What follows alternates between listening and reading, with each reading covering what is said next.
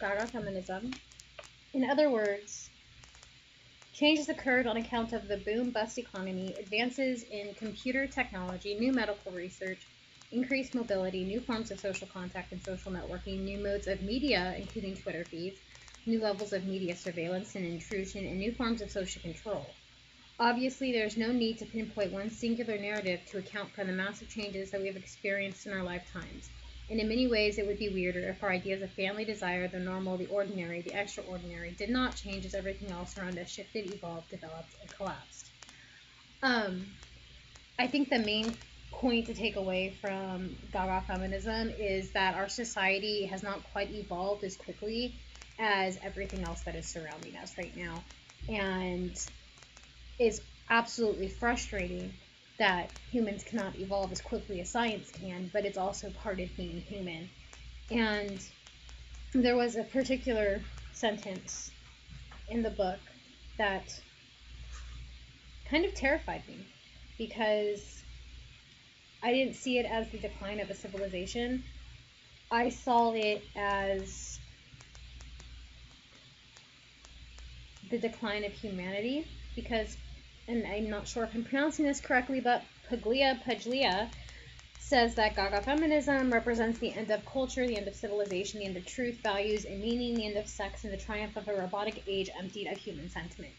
And I thought this was particularly interesting and concerning because of all these technological advances, there has been a decline in the emphasis on humanity in our world.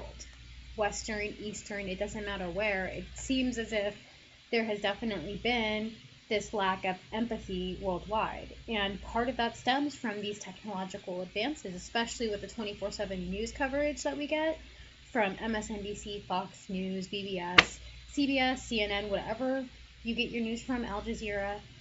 We have a 24/7 constant news source that we can turn to. We have Google, we have the internet, we have Facebooks, Instagrams, Tumblrs, live Twitter feeds where you can get firsthand accounts of what's going on. And I think that this barrage of information and technology has kind of numbed people to the real atrocities that are happening in the world.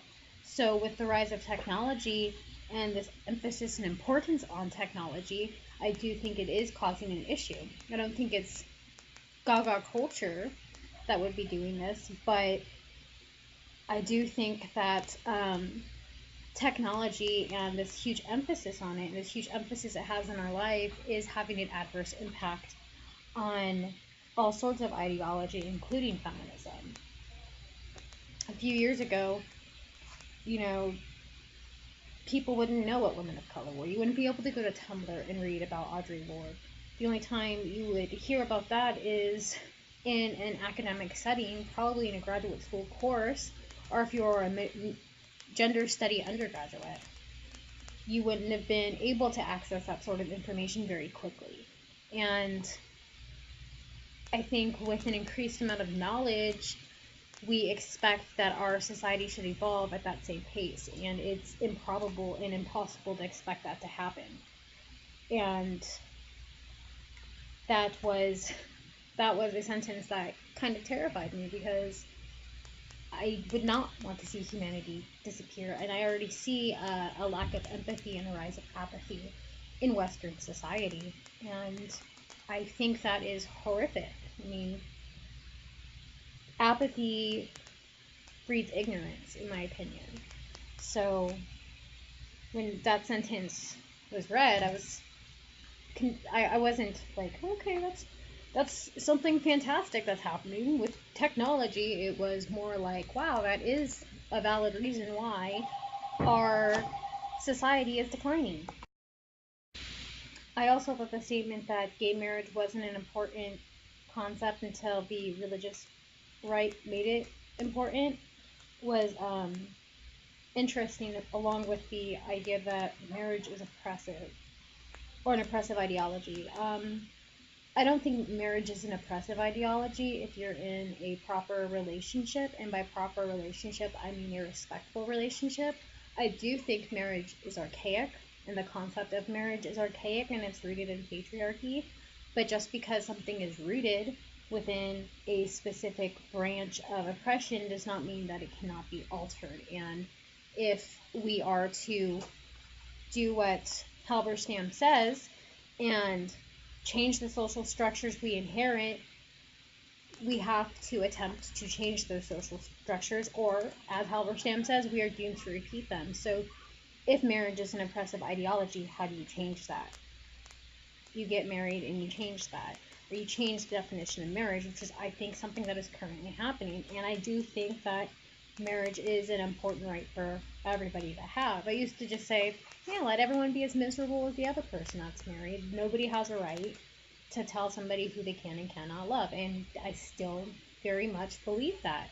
But to just make such a broad generalization and say it's an oppressive ideology, well, maybe it's rooted in an oppressive ideology. Maybe it is rooted in patriarchy. I'm not even arguing that it isn't. But it's still a social structure that we inherited that we need to change if we want change to actually occur. So the gay marriage debate is very important, and it is something that needs to change, and legislation does need to reflect these changes of our society. It's not something that we need to ignore. We inherited this terrible concept that marriage is between a man and a woman, or that wedding should only be for men and women, for heterosexual couples. That was a terrible, terrible structure that our generation has inherited and that we're trying to rectify.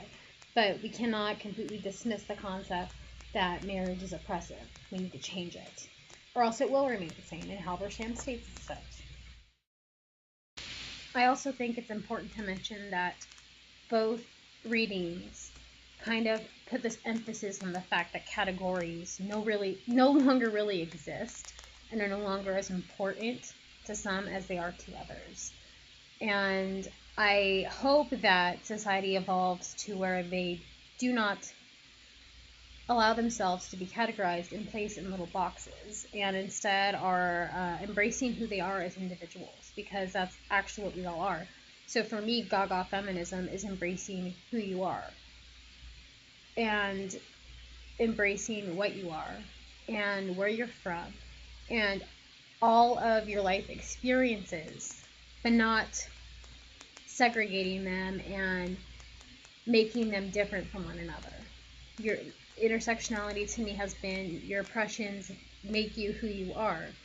You can't separate those oppressions because they collapse onto one another. It's vital that people stop viewing themselves as things and as boxes and as categories and view who they are as individuals. And that is an important takeaway, I think, Gaga feminism is discussing. So, on that note,